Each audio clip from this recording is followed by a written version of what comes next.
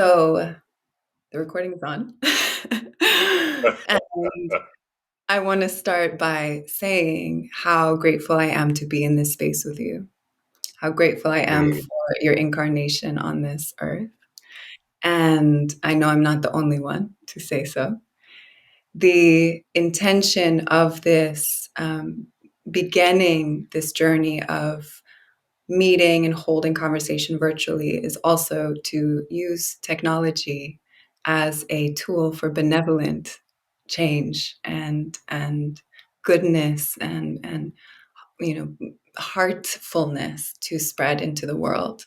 And you have been someone who has deeply impacted my life with your words, and then with the joys of technology, being able to connect with you as a human beyond the words, behind the words, has has been an even deeper joy. I'm aware of how the poetry that comes from you, it comes from your being. It comes from your beingness. It comes from a cultivation of self, and I know that the well spring of wisdom that you are sourcing from, I recognize, and many of us do in the world. It's this familiar place that feeds um, that that home inside of us. So thank you for being here. Thank you for existing and for being a guiding light in my life.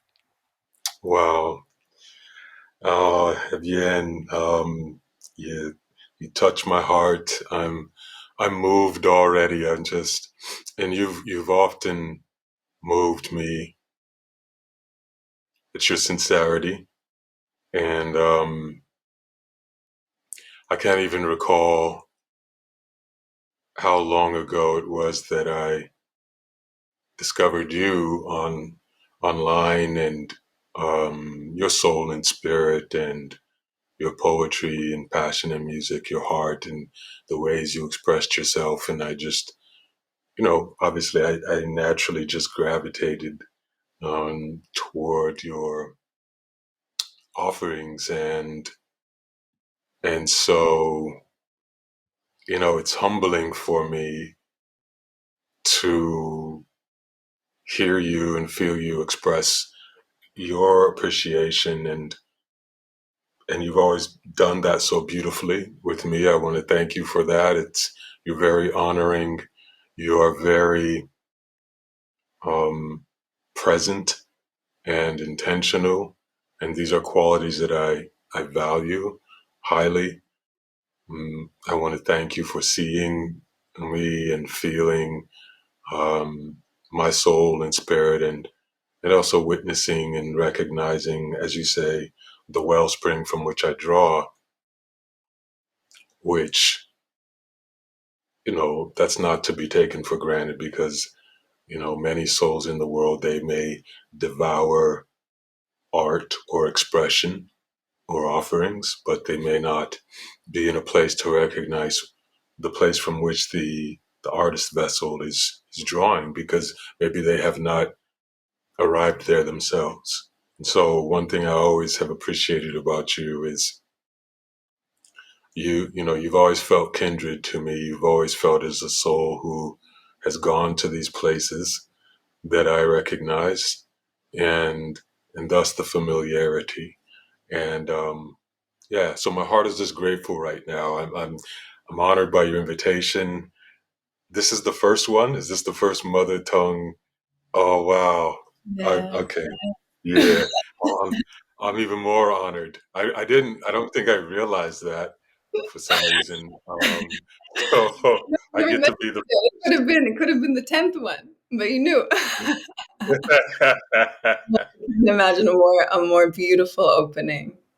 Oh, thank you. Thank you.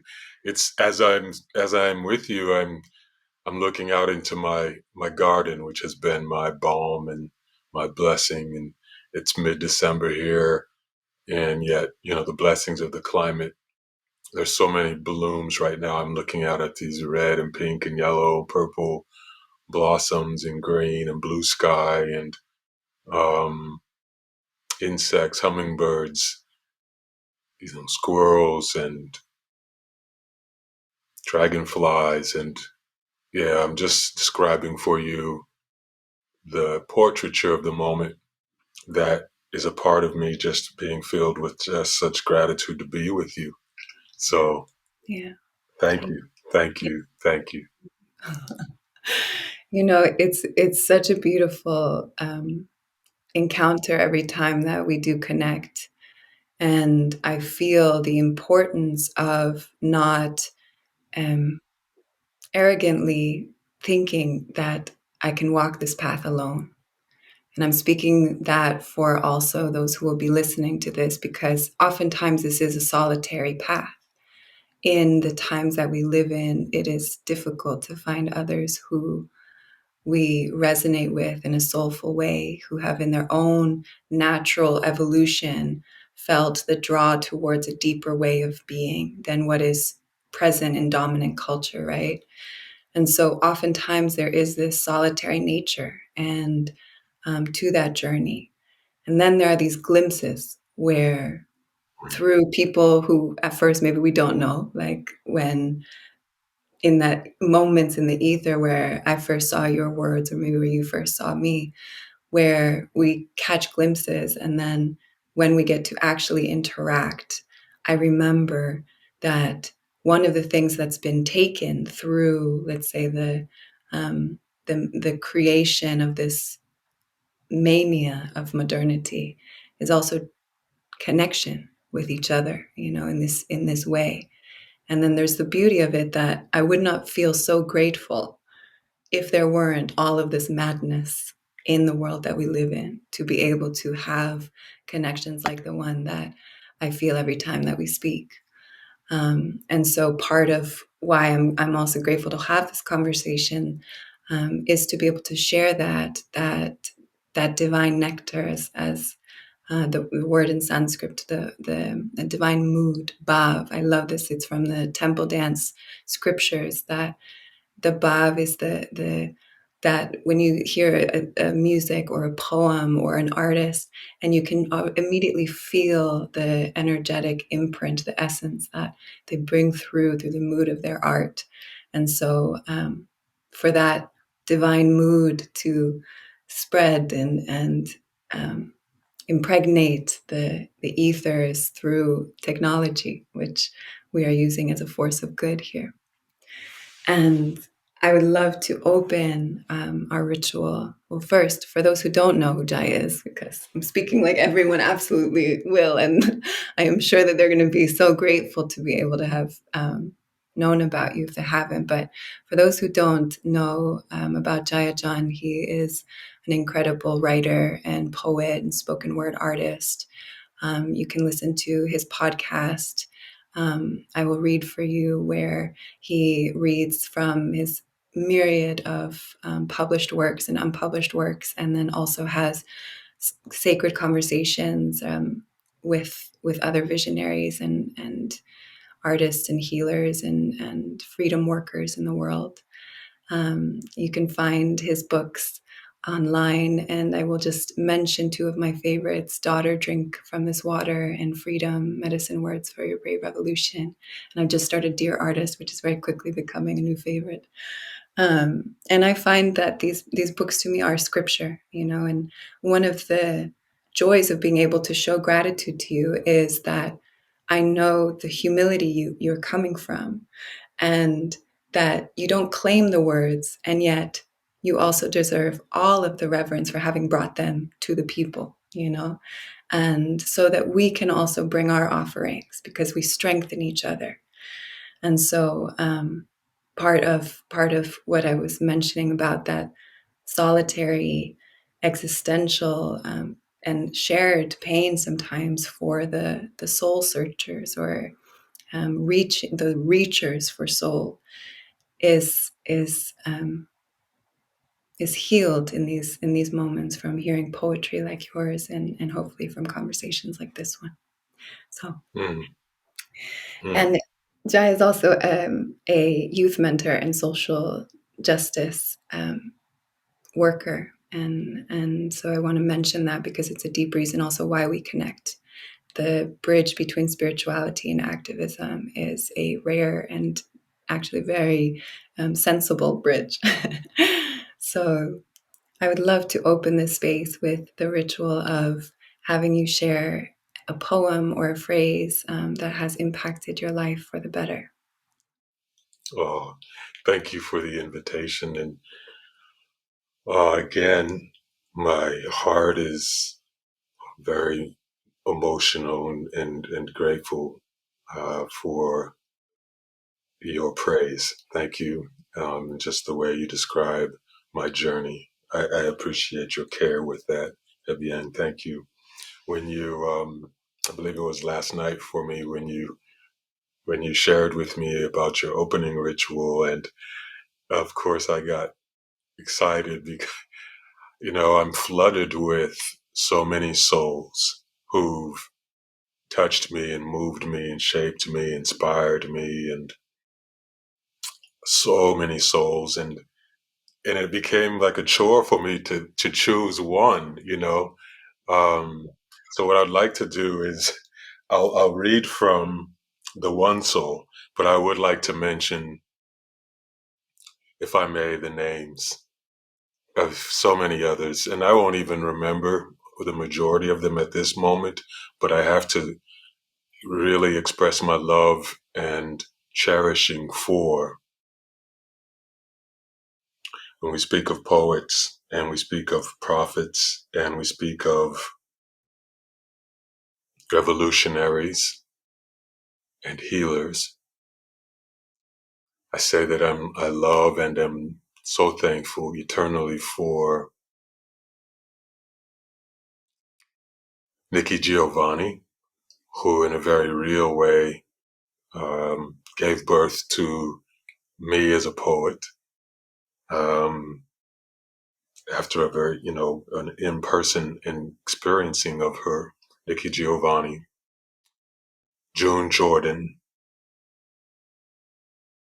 Mahmoud Darwish, Palestinian Breeze, Hafiz, so many Persian poets, Sadi, Jalaluddin Rumi, Langston Hughes, Phyllis Wheatley. She may have been the first published African poet on these lands. She was brought here on the slave ship from Africa. Phyllis Wheatley was beautiful and she's blessed me. I mean, there are so many. My sky is filled. My interior sky is just filled with all these souls that, as a deeply sensitive, empathic, feeling, reflecting, contemplating child and soul, they fed me in the ways that the trees fed me, and the land fed me, and the sky fed me. So there's just so many. Jalaluddin Rumi, I feel I need to say maybe I've had the most emotional and influential experience with, maybe. His poetry, when I came to it, felt the most like my own, like the same river that runs through me. I feel like I was swimming in through his spirit and the words that carried his spirit. So Rumi is the one I'll read from. Um, yeah, I would have loved to have just walked with him and listened to him. He probably was pretty wild and probably was an outcast that, people probably thought he was odd and strange and crazy and all these things, right? Something about the way that, because he let music come through and dance come through, the whirling dervishness of it all. He just let all that come through him. And so you can feel his persona, his personality. You can feel his human self. You can feel his vulnerability and imperfection and blemish and prayer. You can feel all of it. His poetry is very naked, very, very naked and wild and untamed. And so for all those reasons and more, I just really am filled with the soul of Rumi. The piece I'll read from you to keep this brief. I don't know if he even titled his words, just like, I don't really title them, but this one has been titled The Guest House. The Guest House.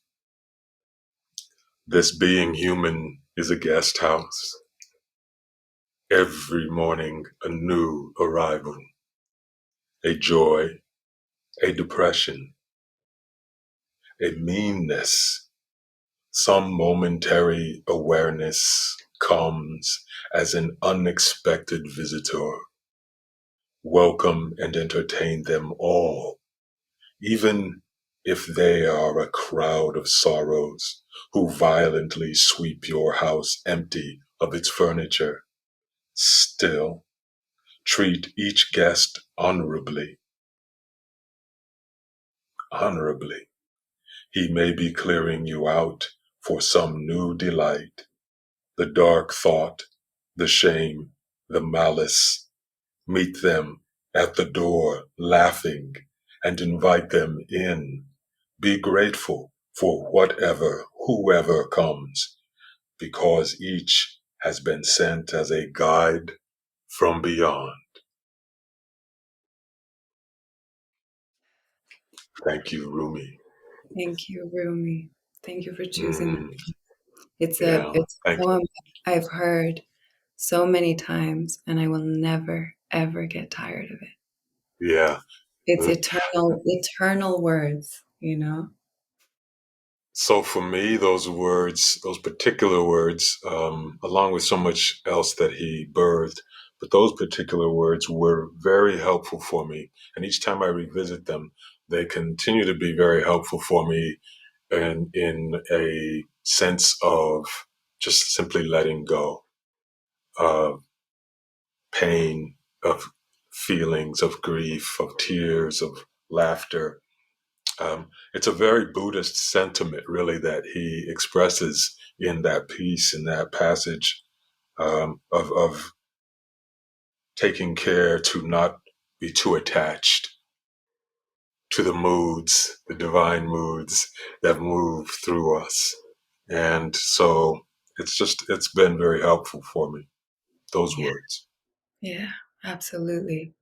One thing Mm, that I would love to explore within that, especially considering the times that we're in and what has been happening in Palestine, Israel over the past 2 months, is around heartbreak as a very sacred portal and momentum.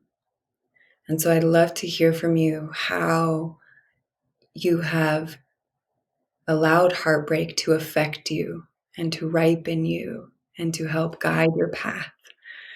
And for those who are listening who may be personally and collectively experiencing deep heartbreak.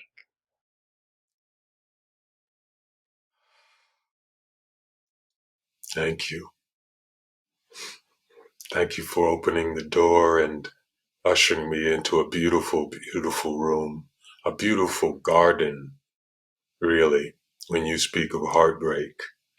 Oh, and by the way, before I forget, I love the language of mother tongue. And so, even though I know you've shared with me before, and I know this is, you are asking me these questions, I would love to have you share, um, especially as this is the first one, how you arrived at mother tongue, because I feel like Yeah, that's just so beautiful and powerful. So I'm just putting yeah, that out there. Um, Heartbreak. So I feel that my entire life, my heart has been breaking. And it's been a beautiful journey for me to grow into a knowingness, a consciousness, and intentionality about allowing my heart to break, to keep it in a tenderized condition for the mission that I have been given. For me, heartbreak is no less painful than for anyone else, I imagine.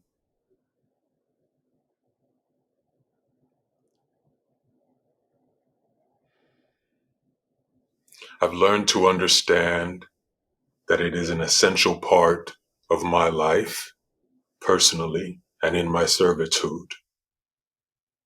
I feel deeply, and that is a vast understatement. I feel profoundly.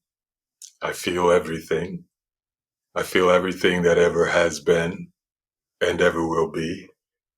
I feel the trembling of a leaf. I feel the fear in a honeybee. I feel, I feel, I feel, I feel. And of course, as a child, these feelings were so big and I was so small and I didn't understand what to do with these feelings or what they meant, what their purpose was for. So I experienced them. I translated them as burden, which increased and deepened my suffering. And I've just been on this journey since the beginning of coming to understand that heartbreak for me, though most often not comfortable, and very often not timely, is always divinely given over to me by grace and mercy beyond my comprehension.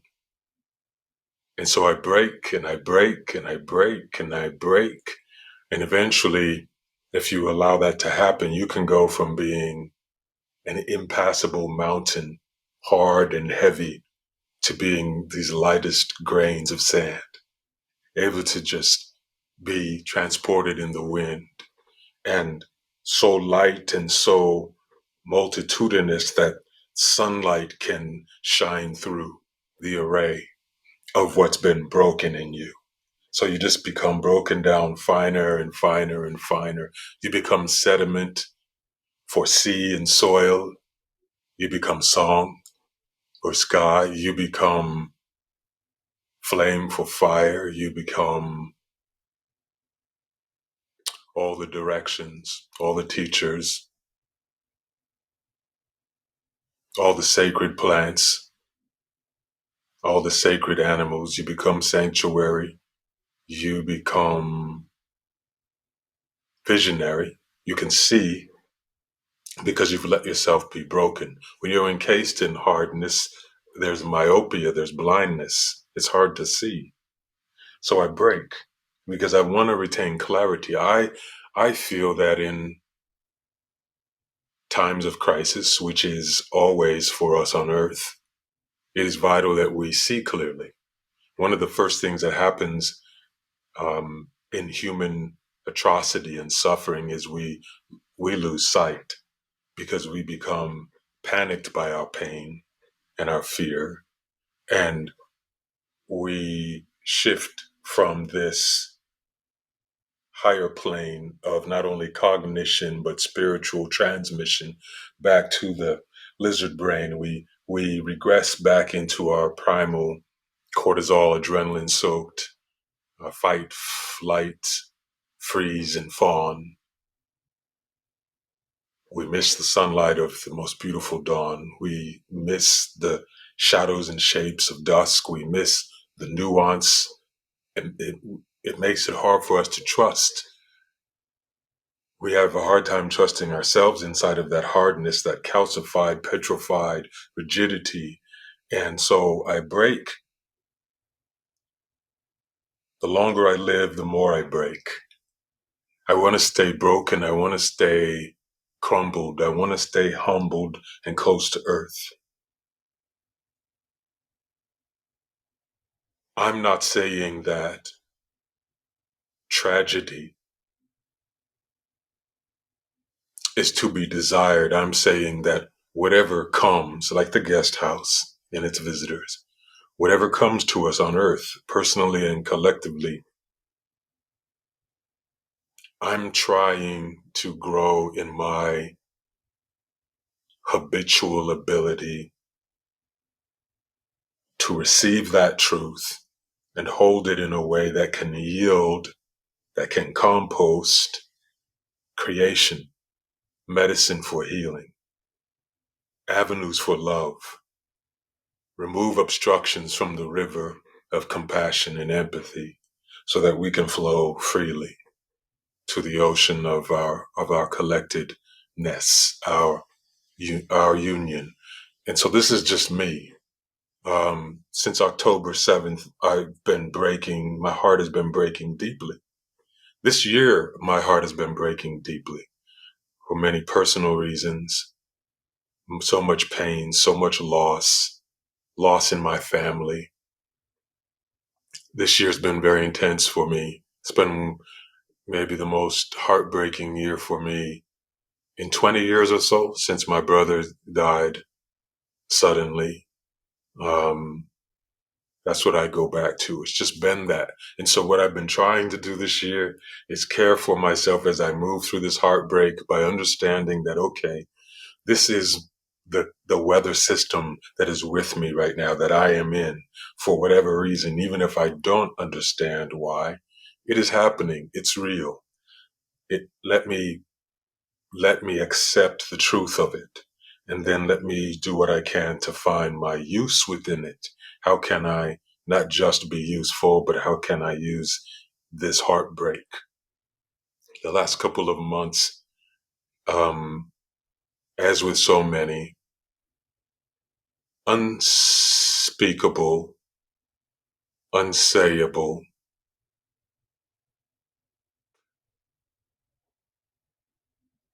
pain has been happening in Palestine, as well as in so many other lands with so many other peoples, and my heart's been breaking in all of those places. And even as a child, I could discern genocide and erasure and extinction. I could discern it around the world, not just in the time of my childhood, but prior to my life. And in some ways, intuiting the foreboding approach of it after my life. We are capable of having our hearts broken for infinite reasons at the same time. We are capable of experiencing heartbreak, living through it, surviving through it, and ultimately thriving in the aftermath of it as we heal. And the last couple of months has just been for me this experience every moment of every day and night of just letting my whole being stay open to the pain and the horror and the fear and the terror, and also to the confusion.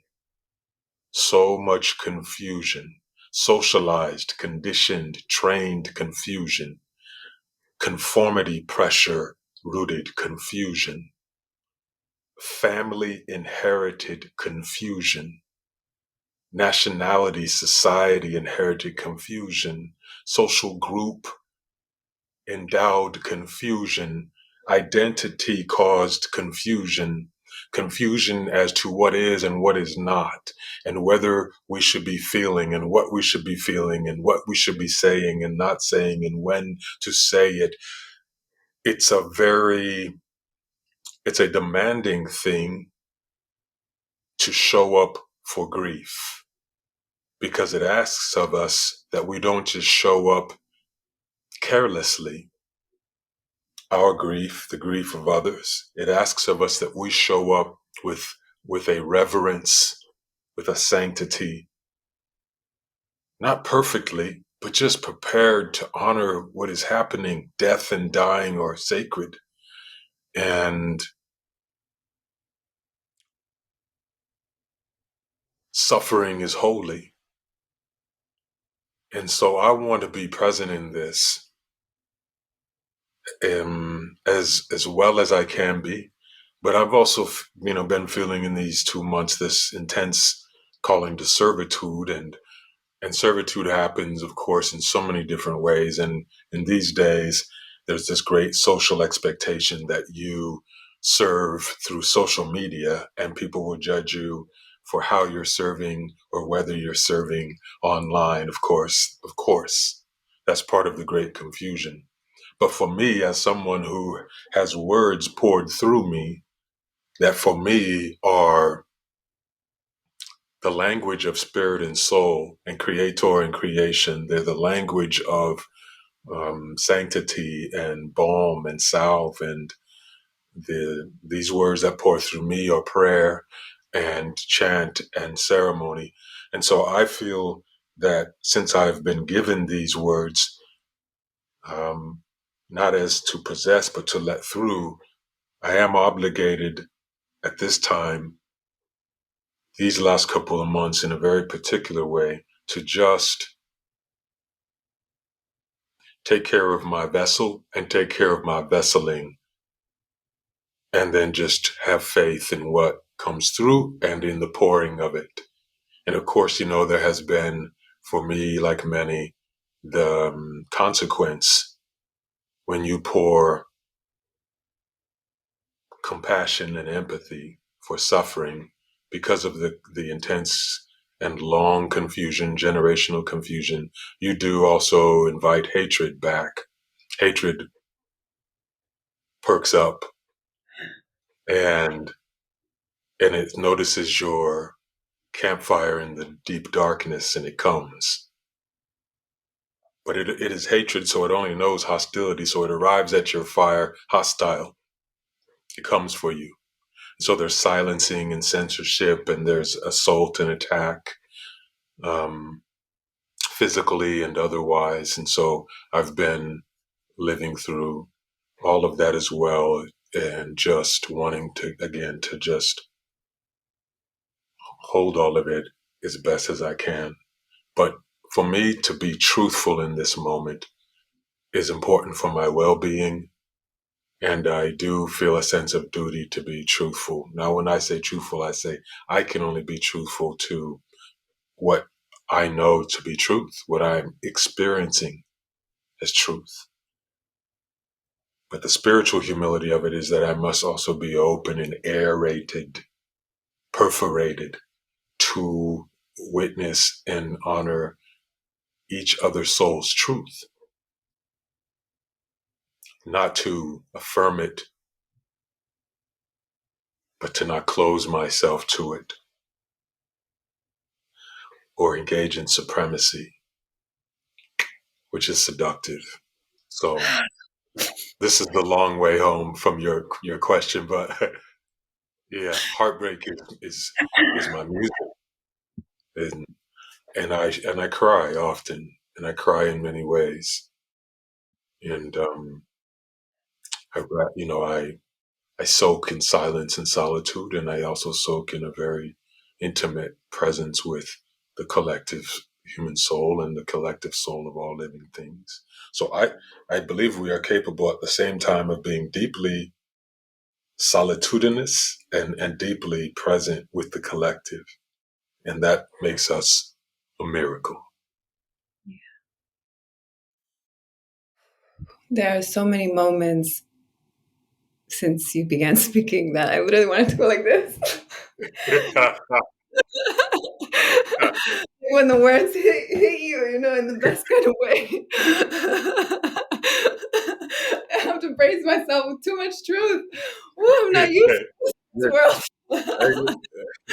Hey, Thank you. let yourself move. Let your body move. That's what I say. Let you. It's like you're at the ocean, sitting by the surf, right? And that surf hits you. It's like, whoa, the force. Oh, thank you, God. I have, I have, I have recently really felt these words on the tip of my tongue. Thank you, God, Alhamdulillah, the many ways that it's spoken in the world, and so many threads of depth throughout what you spoke, and so much resonance that I know many of us in the world feel.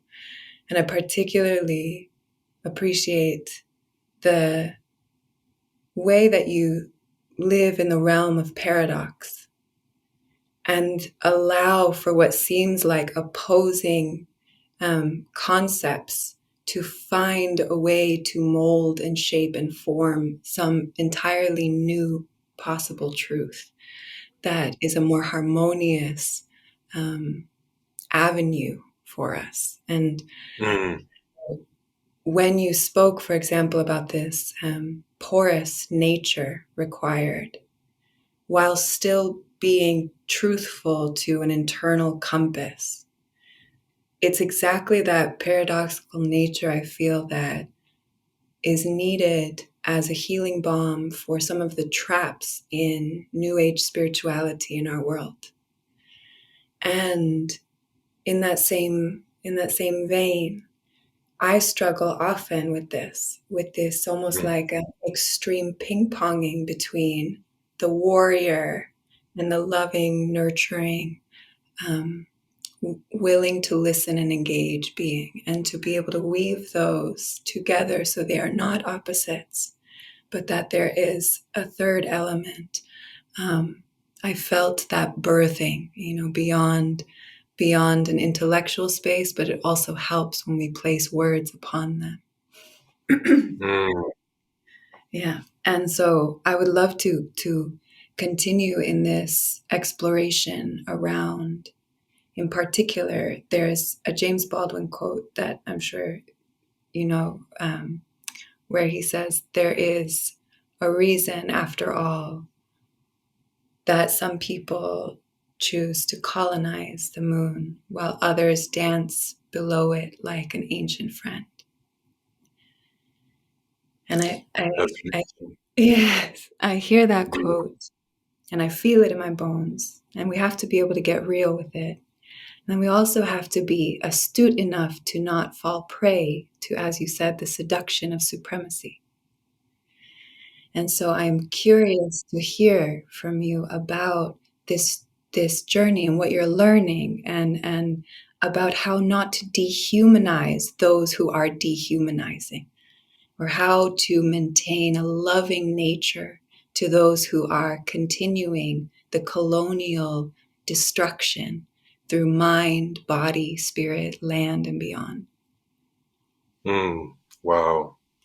Another um, powerful, beautiful invitation. Thank you. Um, so again, since I was a small child, I've been studying this question of yours, just observing myself and observing the world, around me, family and friends and distant strangers and humans through the history of time, and observing that we have a very strong impulse to segregate,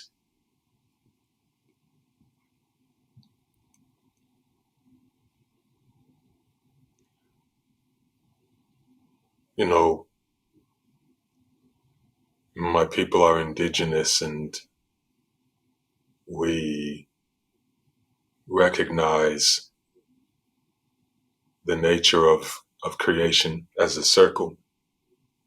Things come round and round and round, cyclical, circular.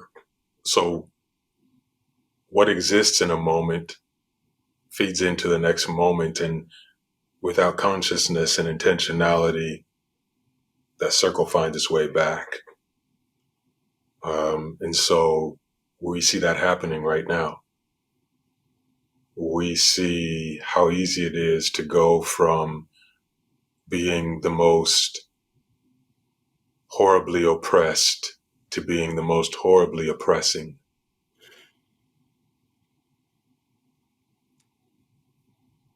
Mm, human beings, we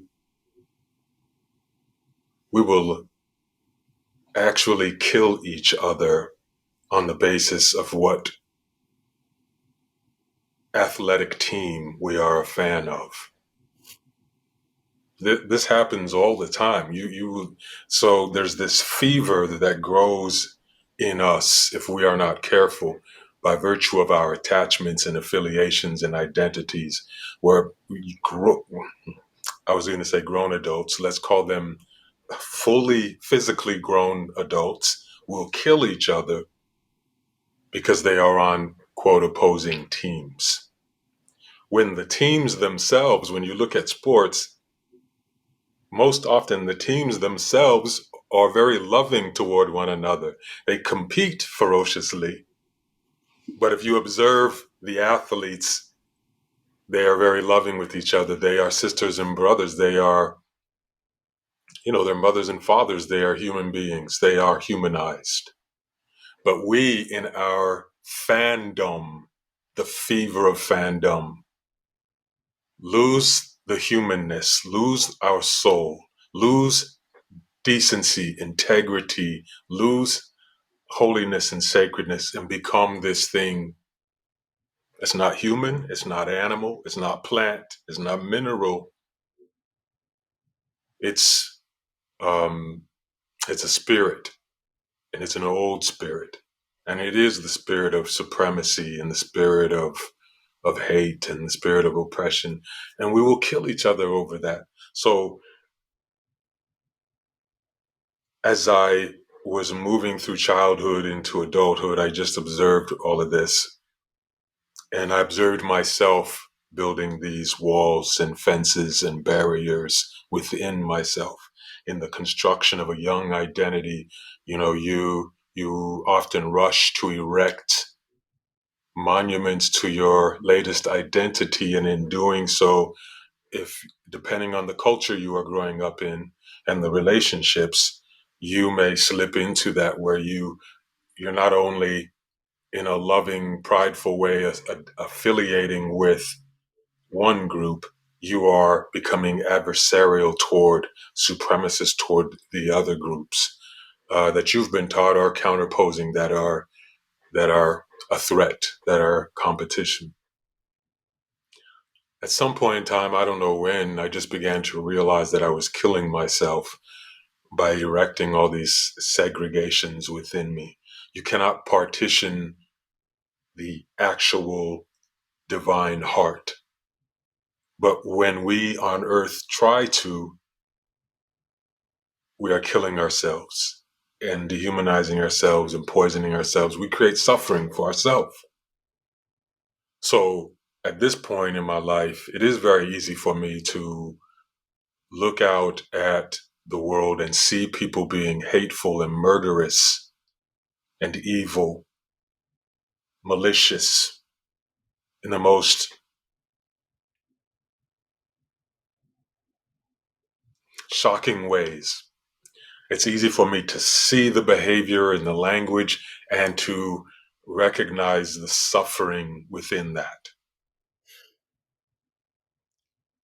And that whole adage of, there before the grace of God go I. This idea of, how easy it could be for someone else's reality to become our own. I pay attention to that, for personal reasons and collective reasons. I know that, you know, I'm not going to be so supremacist to say that I can never become monstrous.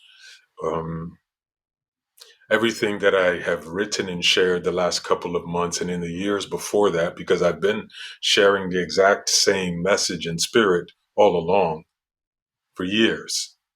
It wasn't just in October that it began. It wasn't just 2020 with George Floyd's murder. It wasn't, an African American man. I'm a Black man in the world. I have the pleasure of being dehumanized every single day and hated every single day.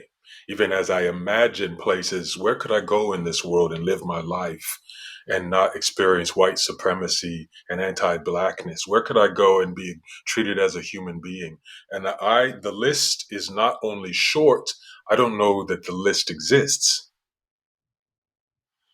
I say that to say that nowhere is safe from the viral human tendency of supremacy, caste systeming that comes from the spirit of supremacy, the spirit of hatred, the spirit of needing to control and silence and erase and exploit and extract, the colonial fever. There's nowhere safe from that, meaning to say, I cannot become so careless that I tell myself the story that says, well, I've done all the reading and the education and I got the degrees and the experience and I know better and I'm going to be okay. I'm going to always be, the quote, good person. That's not true. If you do not care for a garden, the garden immediately begins to wilt and wither and die. There is no such thing as stasis with us. We are either healing, growing, and blooming, or we are rottening, and we are being poisoned, or I should say, poisoning ourselves. We are in the process of becoming harm instead of the process of becoming medicine. So I'm saying to you that every single word that comes through me and I let onto the page, much less choose to share publicly, but just that I let onto the page, I'm very present with each of those words because I know that each of them represents a step I'm taking into the abyss of harmfulness or out into that bright, bright meadow of medicine. Every single word. And I don't stress about it, but I care. And whatever our art is, we must care for it, or it becomes a weapon.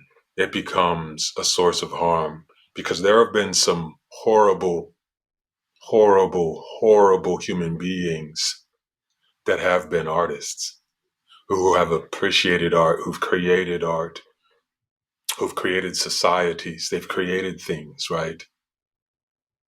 But if our spiritual condition is not in alignment with the divine gift of what we've been given in order to create, then we go awry. We miss the path. We are lost in the haunting woods, and we don't even recognize it oftentimes until it's too late. That I am the harm, and If you ask me what are the things that I'm afraid of in this life, one of my deepest fears is being the harm, because that breaks me.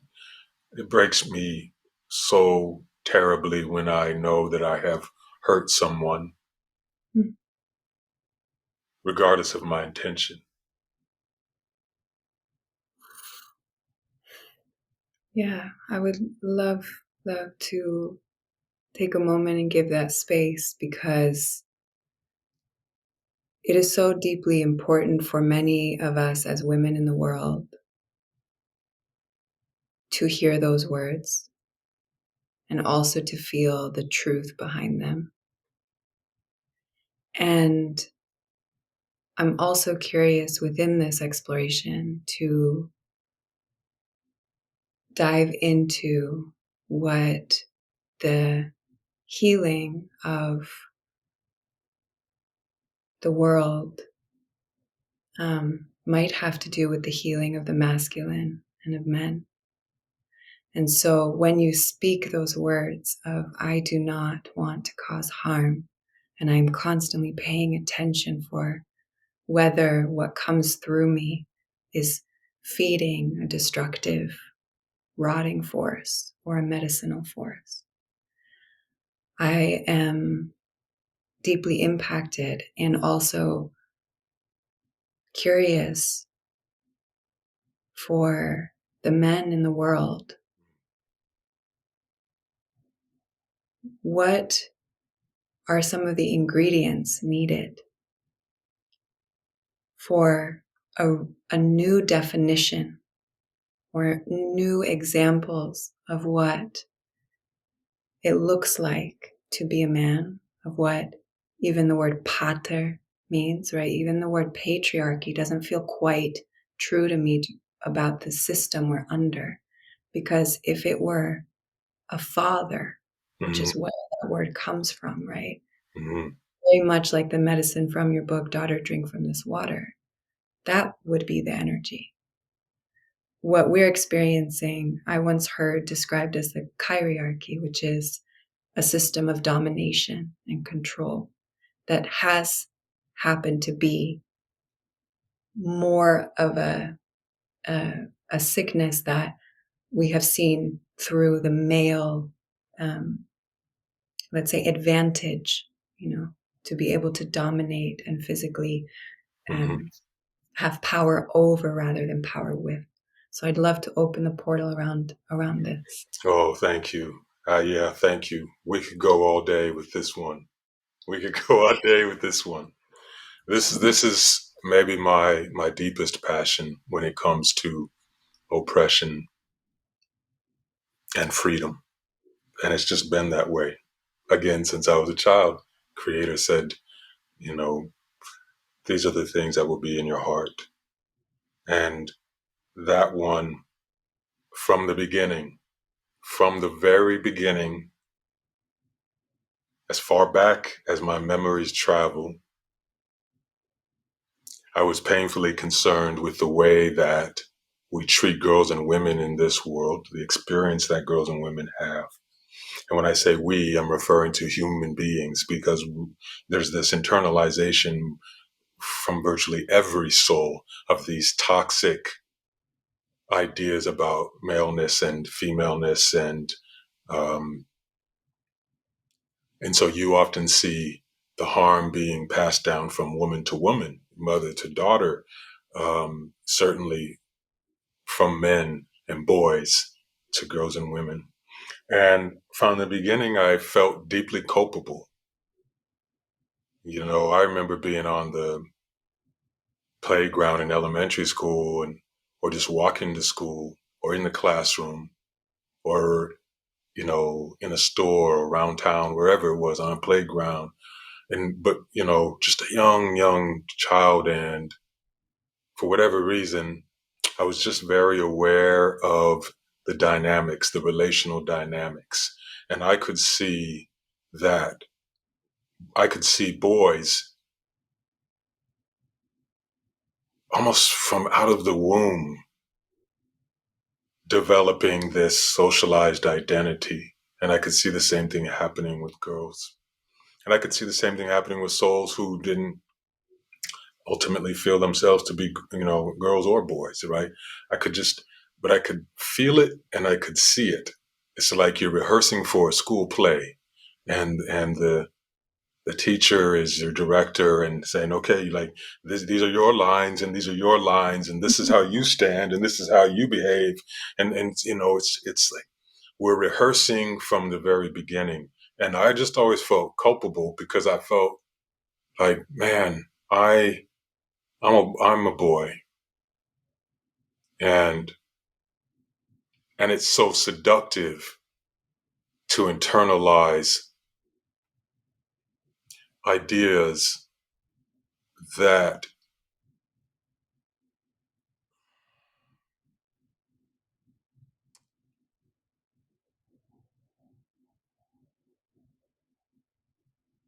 touch on your sense of false power. Now you don't see it as false because you're a child, but it is a false power.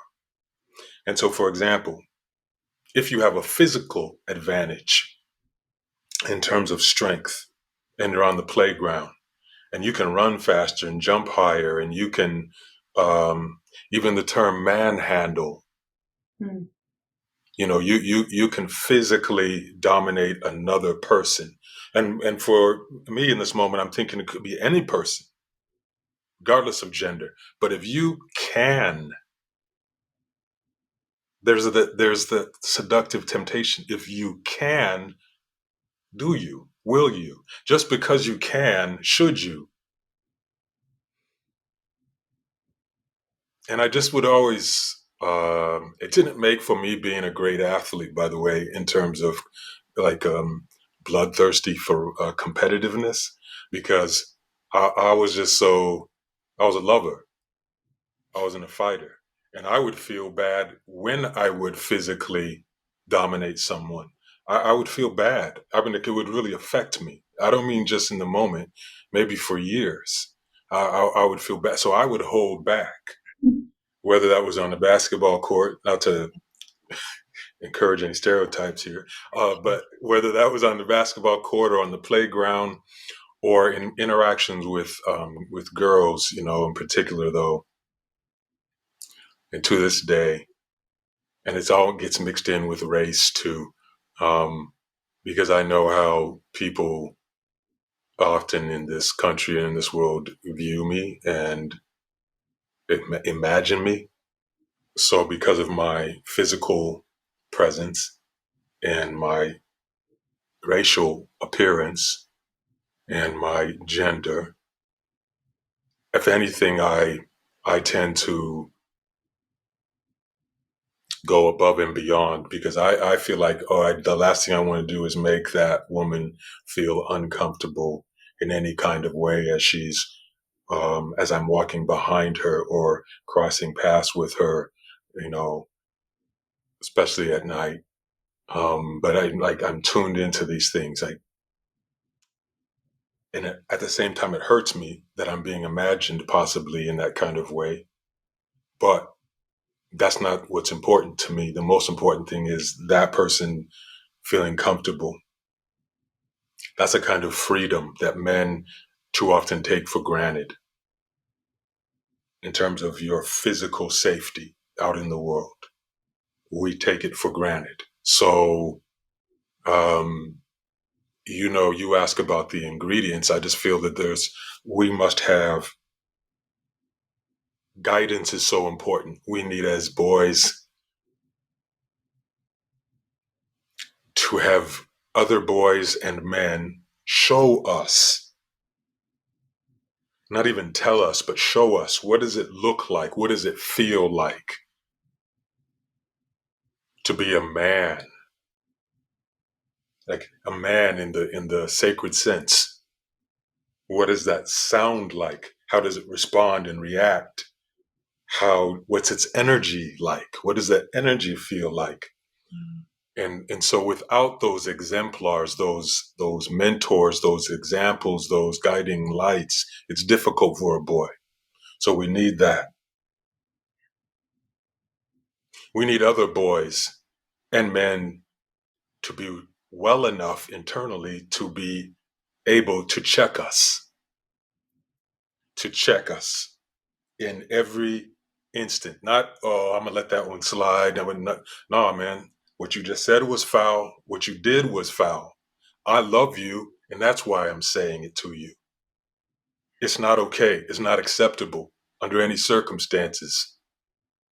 This is love speaking to you right now. I'm your brother. I'm your father. I'm your uncle. I might be your son, but I have to say it. We need accountability to be woven in, sewn into the fabric of the rite of passage from boyhood to manhood.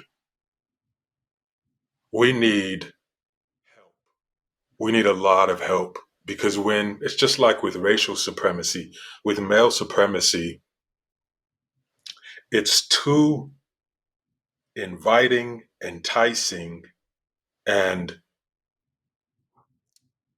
in a very unfortunate way for many men, too satisfying to indulge in the delicacies of that male domination, that misogyny, that abuse, that insensitivity, that carelessness, that arrogance, that imperialism. It's too easy. So we need a lot of help.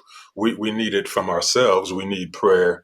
We need spiritual humility. We need to be broken. We need heartbreak. We need grace. We need mercy. We need to be prayed for. We need healing circles. We need medicine circles. We need the freedom to be creative because in the fullness of creativity, even as men, we're experiencing wombfulness, which for me, this is just my language, is that condition in which you are soft enough, sensitive enough, fluid enough to conceive a living thing, to gestate a living thing, to birth a living thing, to care for and raise a living thing, to suckle a living thing, to nourish a living thing. This requires a condition, and so many of us are not in that condition, and so we need help. We need help from our peers. We need help from women. We need help everywhere we can get it, and it takes generations for this tide to really build up itself to critical mass within a particular generation of men, right? Um, so we are in dire need, because none of us can afford for this to continue. The male supremacy, the oppression of women and girls. To me, it's the oldest oppression. I feel it's been the most harmful one of human oppressions, human to human, and it's still the most pervasive one. Yeah, and we need language. That's the last thing I'll say. We need a language by which we can express our feelings and emotions in general, but particularly about these relational duties that we have. We don't, as men collectively, yet have the language. We're getting there. It's coming. It's being poured into us by so many different souls, and many of them artists and activists and revolutionaries. Um, I don't want to paint a portrait of men, A to Z, as being unevolved, because for me, I tend to experience men who are a reflection of where we need to go. But that's my life, and that's who I'm intentional about relating with and being around and seeking out. There's so much more out there that's of a different spirit and a different mentality. I have this desire to keep for us to just continue to share about this, but I know we don't have the time this time around. But that's the biggest one for me. That's the one that I care about the most, and I feel has the most at stake. Yeah, Mm, I absolutely agree. And I think that one of the key elements needed is allyship, because what often happens is through what we have seen in the last 4,000 years of patriarchy, well, hierarchy, there is a necessary and very sacred need for women to gather. And there's a mhm, necessary and very sacred need for men to gather. And yet, there's also a very beautiful, sacred role between brothers and sisters. mhm.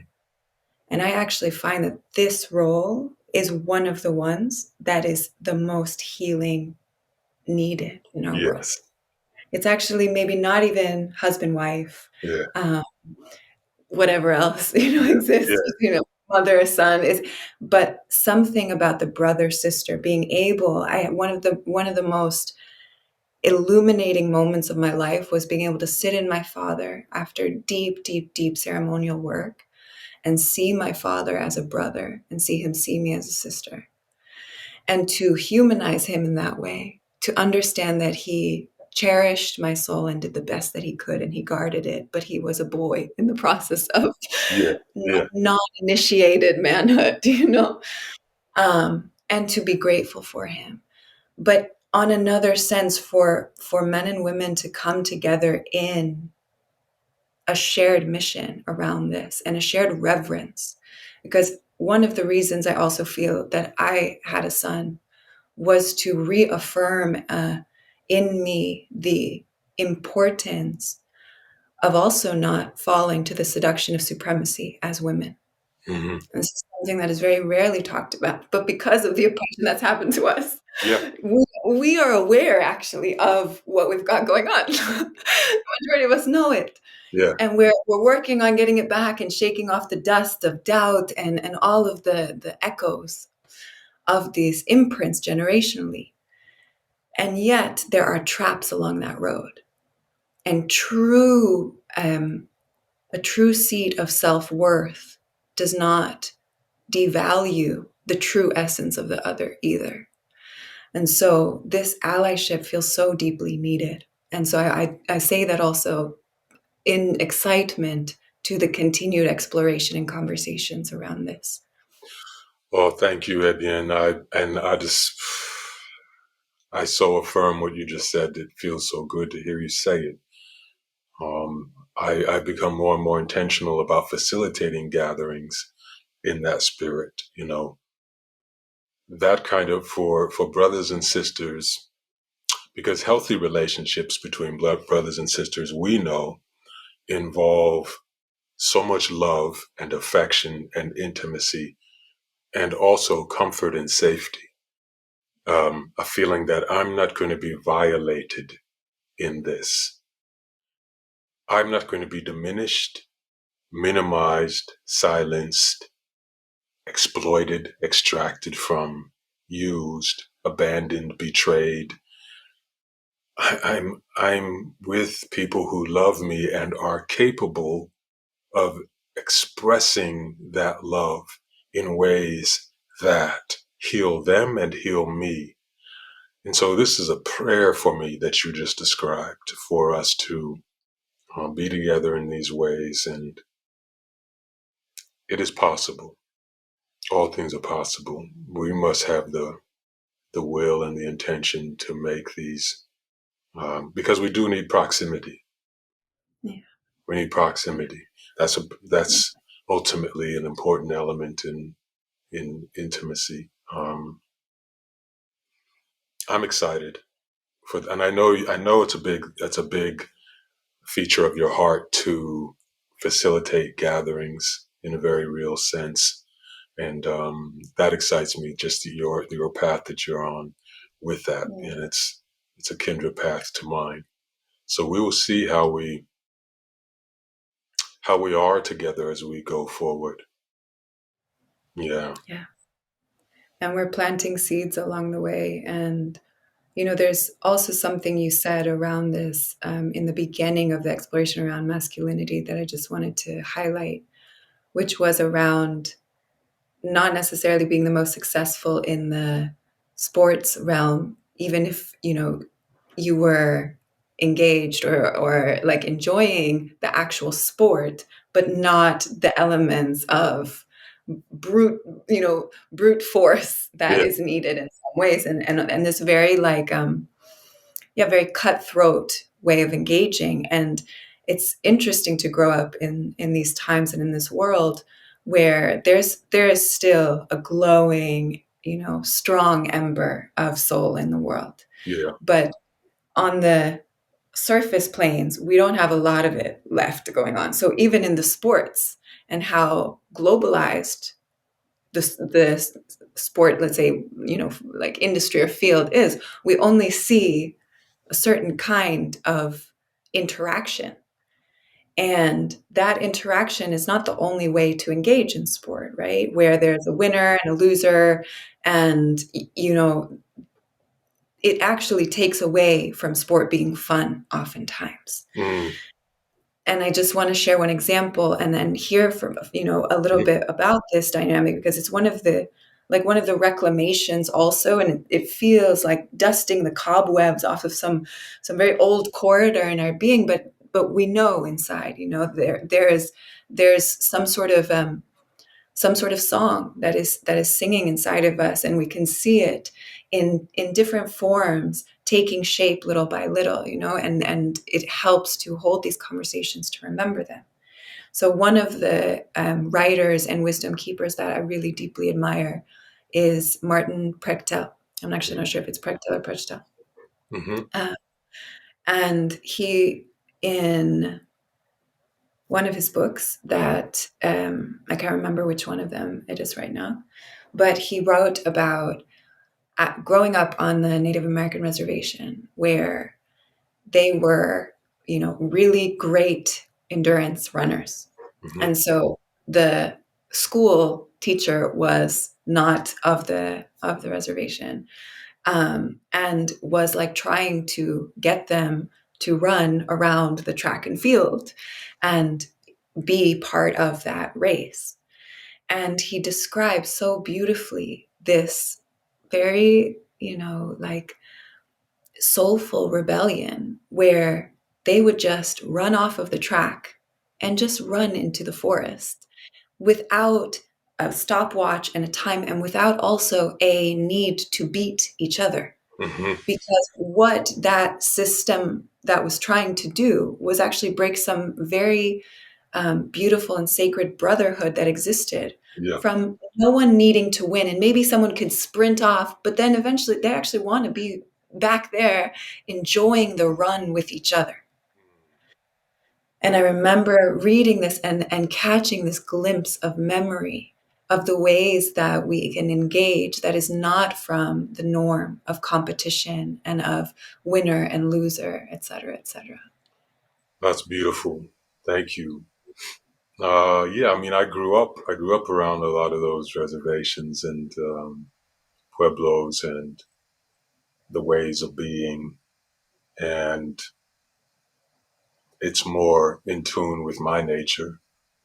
Um, I mean, I did well athletically, considering I was holding back so much, and I was holding back for a lot of different reasons, self rejection and painful shyness and not feeling comfortable performing in front of eyes, hundreds and thousands of people, and then that's not wanting to hurt, um, not just hurt someone physically, but hurt their feelings.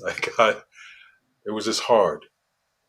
At the same time, what you spoke of was very, very, very meaningful for me. Was the love shared. I mean, some of my most beautiful memories in my lifetime come from my time around teammates, um, and in some cases, even people who we or I were competing against. But you, at the end of the day, someone like me, I love you. I appreciate you. Let's do this. We can be very physical with each other in a way that's honoring and loving. We can push each other to the boundaries of our abilities and beyond because of that kind of love. Like, it's a type of high where you used the word camaraderie, but you have someone literally by your side and you're seeing how high you can go, you're seeing how far you can go, how fast you can go, but not in order to destroy the other, not in order to humiliate uh, or desecrate that person's relationship with themselves and their sense of value and goodness. It's not that spirit. It's there's this beautiful possibility of enjoying the giftedness of our bodies, um, just out in the world, especially in nature and with each other collectively, just enjoying what these bodies are capable of, enjoying the discovery and the exploration and the creativity, the jazz music, the improv, the freestyle of that spoken, not word, but spoken body, the spoken body. The way you run, the way you leap toward the sun, the way you hum, the way you roll, the way you wrestle, the way you push, the way you pull. And everybody's their own musician and they have their own style. So, um, even in something like boxing, which I actually was, um, what's a good word for it in English? Like, I was so alive for boxing when I was young, and I did it for many, many years. And obviously, from the outside looking in, you see, wow, that's a very violent sport. But it's also an ancient sport for a reason. There's because for many boxers, it's actually a very intimate, loving engagement. Mm. especially for me, the training aspect of it. Not about trying to hurt somebody, but again, this relationship with my body and seeing what it can do was very healing for me and gave me a certain kind of strength at a time when I was had just very horrible self-esteem and self-regard, and a lot of that was racial. Um, but for me, it's almost like it was dance in the ring, movement, rhythm, style, instinct, staccato, vibrato, piano runs, the martial art of it. Um, so even in a context like that, where there is a lot of a certain kind of violence, we as humans still have the ability to stay rooted in a kind of sacredness regarding ourselves and the other, a kind of reverence, and even a kind of caretaking, looking out for each other. So, the story you just shared is beautiful from my heart. It's because, yeah, I mean, indigenously, there, you know, again, it just kind of depends what your cultural reality is. Because pre-colonial, when you looked at indigenous athleticism, it of course was there was an individual element of testing yourself and growing, et cetera, but it was always ceremonial and ritual and tribal and social and spiritual. It was always kindredness and love for each other. And so we That's can exactly, bring that back. yeah, that's exactly the missing link in that word is kindred.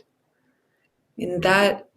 that I think is almost like it's the subtle undercurrent that also ties together and brings meaning to anything when that word is available to us. And one of the things that I love about the First Nations community, people and communities, is that they speak the word relative so often, Mhm. even to those who are doing, ill will, let's say, to them or to the land. My relatives, our relatives, are lost relatives, but they are still relatives. Yes. This goes back to what you were expressing earlier about how we approach and serve and language collective atrocity like genocide, and why because that is my internal reality is that I am speaking to and of and about my kin, my relative.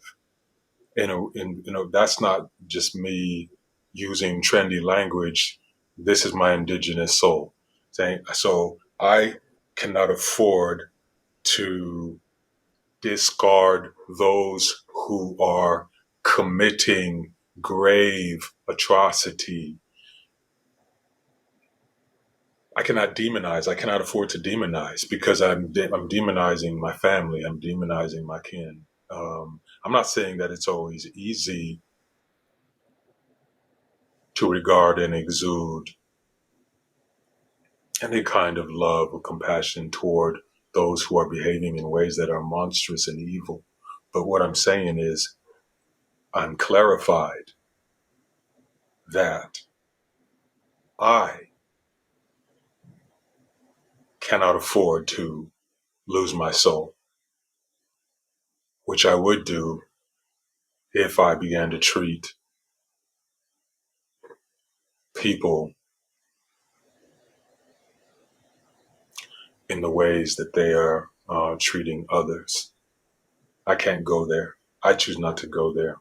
I see what that has made of this world. Yeah. And you And choose also not to remain silent yes, in the face of injustice towards other kin. And that element is something that I also find it is a beautiful witnessing to be able to see what's happening collectively, the solidarity. it's also aching that how many more of us it could be. But one thing that I know is part of this remembering is an acknowledgement of our problems are not just, um, our small sphere of influence is not the only thing that matters, and where true, let's say, like spiritual blossoming will come from. It's from how wide can we reach the tentacles of our heart to wrap around the entirety of the world, and to not be inundated or overwhelmed, in fact, by that. But it's actually such a beautiful momentum and propeller. And so that word, I want to bring that into the space because it's a reclamation, solidarity, Mm, allyship. mm, Um, that awareness that is not only interested in self-serving liberation or comfort, and is willing to get uncomfortable and let's say, to lose some of the privilege or the peace that we may have around us in order to show up for the other kin. thank you. Thank you. Showing up for the other kin.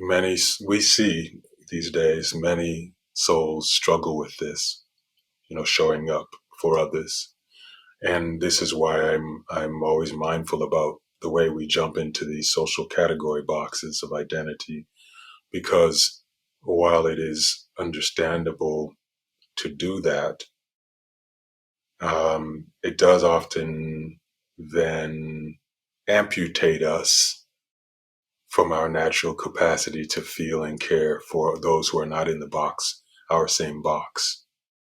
And when that happens, we actually are harming ourselves and our kin who are in the box, who we say are, oh, these are my people. Well, we are sowing the seeds of harming our own people because we don't care about those people. And I also want to express in this space, Ebyän, that we can be as fierce as can be in this freedom work, in this revolutionary work, in standing up against oppression and ending systems of hate and supremacy and caste. We can be fierce if that ferocity is rooted in love, um, holistically for ourselves, our loved ones, those we know, those we do not know, all living things. This is the Indigenous way. And if our work and our spiritual attitude is rooted in love, then it actually will manifest as a fierce freedom fighting. But I'm not confusing the word fierce with hateful. I'm just saying a passion, fierce as in passionate. We can be fierce in this struggle and in this work, and often we need to be. When we take care of our inner condition, that ferocity, others will feel the love within it, and it will open them instead of close them. Yeah. And we should also not confuse that fierceness with passivity. Some people do not want to be associated with being passive in a time like this. But here we go, back to the conditioning. What does it mean to show up for a revolution? Oh man, I'm coming in hard. We show up what? With really basically the description of male toxic patriarchy. That word. Yeah. Now And we're, hustle. we're like, yeah, like now we're showing up as dominators, colonizers, because we've not peeped that. Oh, my whole life I've really been trained to believe that showing up passionately in this kind of work, social justice warrior, that means being hard, it means being cruel, It means being careless with my language. It means being hurtful. It means being aggressive in a way that is careless. And these things are not true. These are stories. These are mythologies from a toxic cultural mindset. Ferocity in the indigenous sense refers not to passivity or weakness, it refers to strength. We say a warrior is one who is strong because the warrior is in a heart condition, soul condition to be a protector of the community, to be a nurturer of the community. We don't mean protector as in guns and weapons. You see the conditioning there. People hear the word protect and they feel that means take up arms. No, it means take up heart. Because if you take up heart, that will give you the courage, the bravery, the composure and fortitude to show up for your people and to show up for other people. It will give you the humility. Take up heart so that you have humility. Take up heart so that you have vision and perspective and circumspection. Take up heart so that you have patience and openness and grace. Take up heart so that you have mercy and you have benevolence and you have sensitivity. Take up heart. So we confuse in our concepts, in our language, and in our emotions these ideas around what it means to show up and be a warrior. You know, we are socialized, and so there's a lot of confusion, and that's part of what needs to be healed as well. Just our ideas, our definitions. Yeah. I could sit here and dive in. I literally could be here, not just for one day, but like multiple. What you just spoke, I think, is such a powerful imprint that I want to leave it there and only add something that you mentioned to me once when I was experiencing writer's block. And I was just like, how do you do it? How do you get out all of these books? I've been struggling with one for years. Yeah, It's the longest, like birthing canal I yeah, could I even feel you. imagine. And you expressed to me your practice of dilating. Yeah. And when you were speaking about the lack of refinement sometimes we can have to like jump in and how we show up as warriors when actually in order to come from a wiser place that may still be ferocious, powerful, passionate, but is awake and aware enough to not repeat cycles and paradigms that we're trying to liberate from, that that space and choice to get quiet enough to allow ourselves to dilate Mm, and to not rush into the expression or the maturity, but also not to leave it,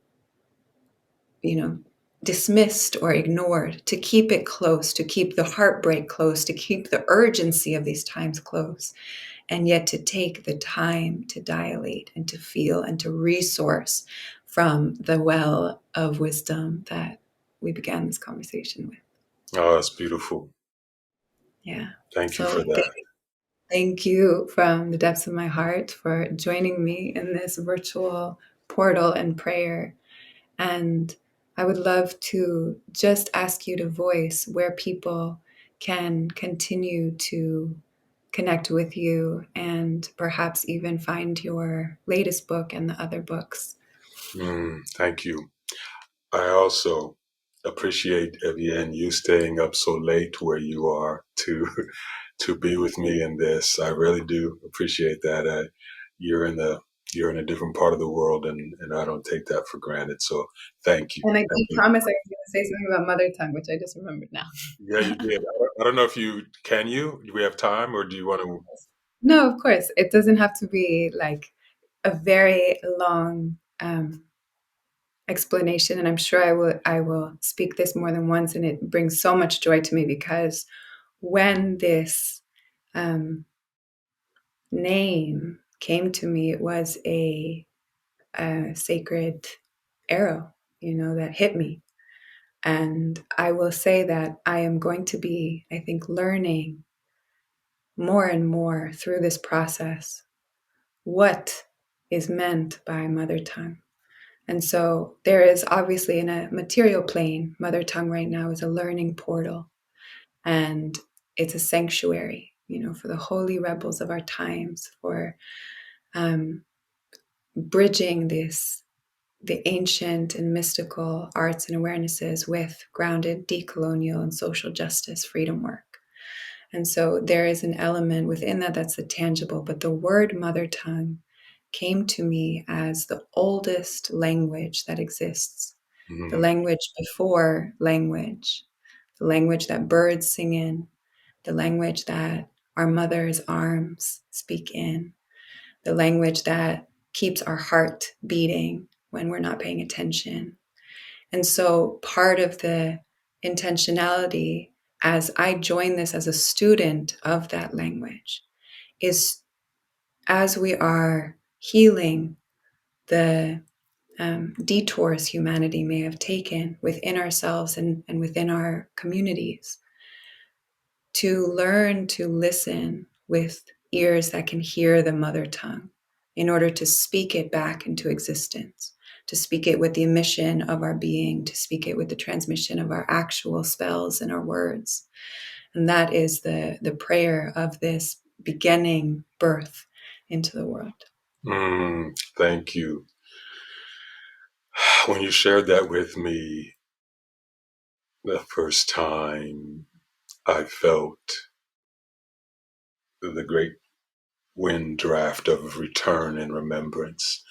And that felt so beautiful to me and so timely for us. I was very excited for what you are birthing.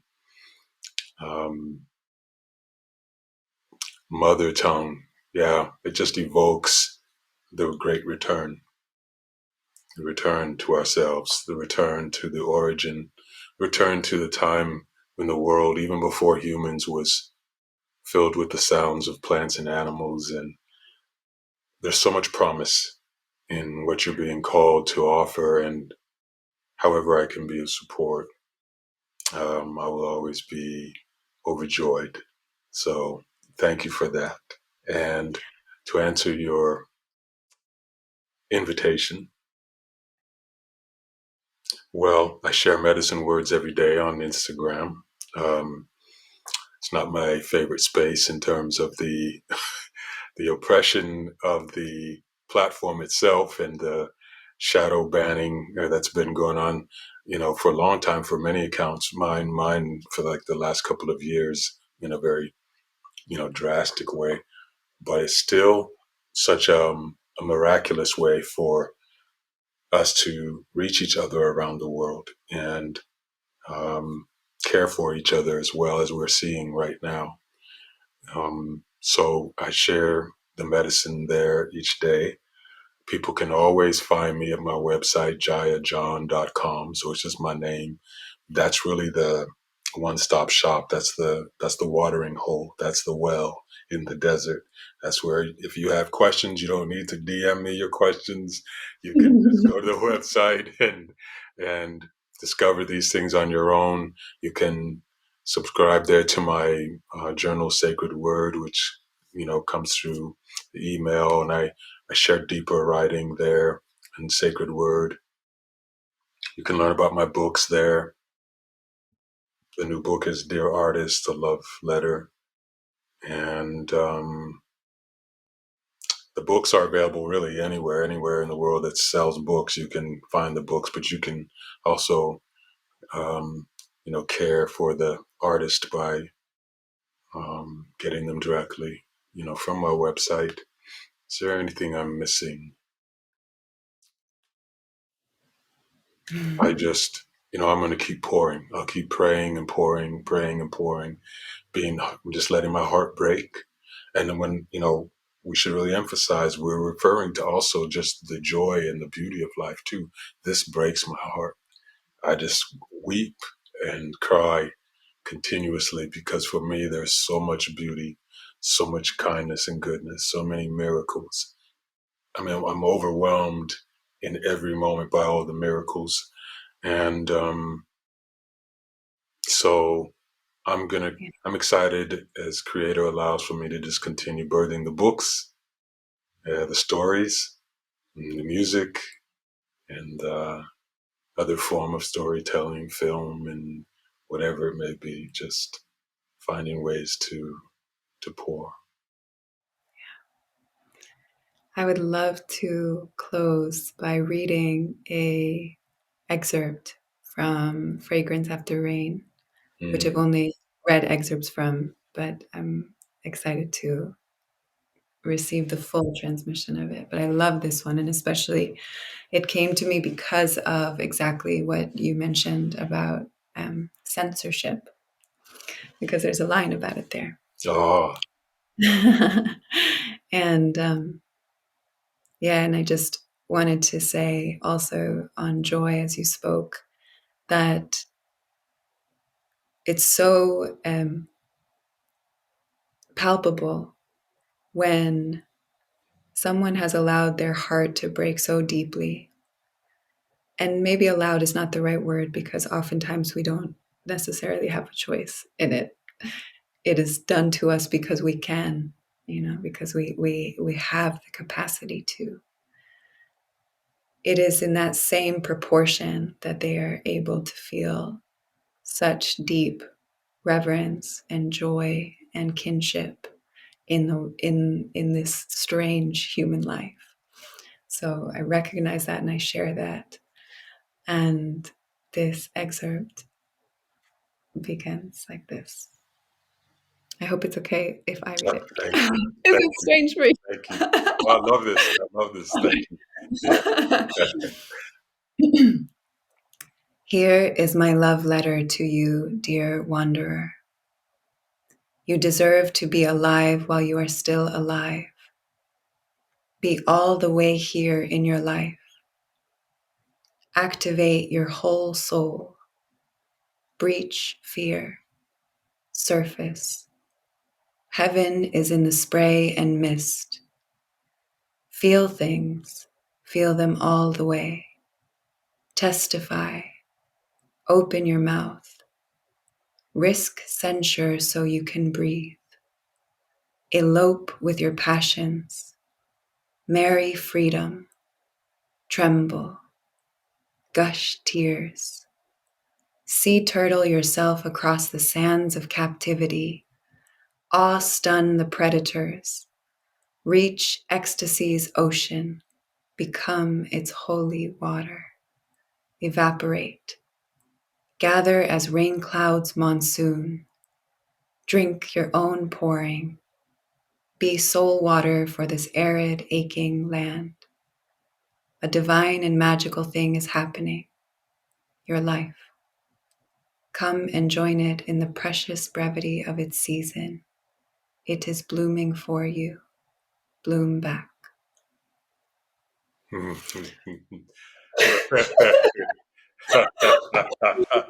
God. Yeah, wow, that was beautiful. I think maybe you need to do my audiobooks. I would be honored. It's reading scripture. That's what it is. It is modern Yeah. day scripture. Oh, thank you. Yeah, someone actually wrote that to me today, and they they wrote that word, scripture. And Yeah. when people use those words, scripture, balm, salve, those are sacred words for me. Biblical. They just bring me back to the sacredness of this life, this work, the servitude, the art, the craft, all of it. So it actually very much inspires me when I receive language like that. Scripture. It's scripture for me. It's prayer for me.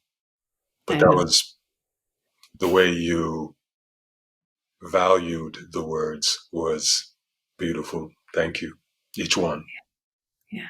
Each Thank you. one from one lover of words, to another. And as you also wrote, if you see someone with light, thank them. It'll help them keep the light on. So Yes. that's what we're doing. Thank you for joining me here. Thank you for blessing our space and our portal with this wisdom. And I look forward to future moments together and collaborations. Bless your path. I Bless your do as life. well. I do as well. Thank you, Ebyän. Bless you.